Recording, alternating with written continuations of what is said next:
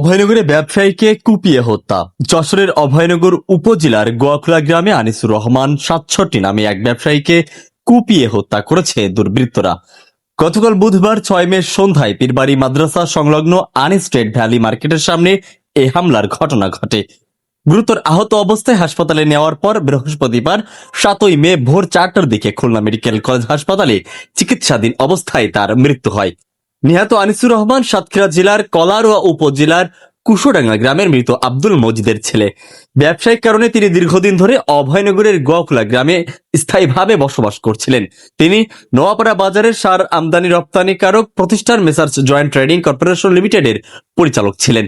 প্রত্যক্ষদর্শী ও নিহতের ব্যক্তিগত ম্যানেজার রেজাউল করিম এবং স্যানিটারি মিস্ত্রি আলমগীর কবির জানান, বুধবার মাগরিবের নামাজের আগে আনিস ট্রেড ভ্যালি মার্কেটের সামনে তারা আনিসুর রহমানের সঙ্গে কথা বলছিলেন। পরে ৫ থেকে ৬ জন যুবক সেখানে এসে মার্কেটের ঘর ভাড়া দেওয়া নিয়ে বাগবিতণ্ডায় জড়িয়ে পড়ে। এক পর্যায়ে একটি চাইনিজ কুড়াল দিয়ে আনিসুর রহমানের মুখমণ্ডলে আঘাত করে পালিয়ে যায় দুর্বৃত্তরা। পরে স্থানীয়রা তাকে উদ্ধার করে অভয়নগর উপজেলা স্বাস্থ্য কমপ্লেক্সে নিয়ে গেলে কর্তব্যরত চিকিৎসক উন্নত চিকিৎসার জন্য খুলনা মেডিকেল কলেজ হাসপাতালে প্রেরণ করেন। সেখানে চিকিৎসাধীন অবস্থায় তার মৃত্যু হয়। এ বিষয়ে অভয়নগর থানার পুলিশ পরিদর্শক ওসি তদন্ত মোহাম্মদ জাহিদুল ইসলাম জানান, নিহতের সুরতাহাল সম্পন্ন করে মরদেহ ময়নাতদন্তের জন্য যশোর মর্গে পাঠানো হয়েছে। হত্যাকাণ্ডে জড়িতদের গ্রেপ্তার অভিযান শুরু হয়েছে এবং আইনগত প্রক্রিয়া চলমান রয়েছে।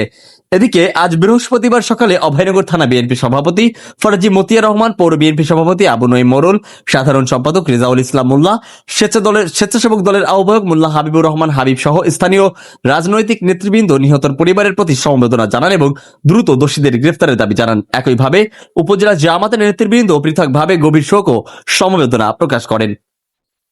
শেখ আলী আকবর, গাংচিল টিভি, ডেস্ক রিপোর্ট।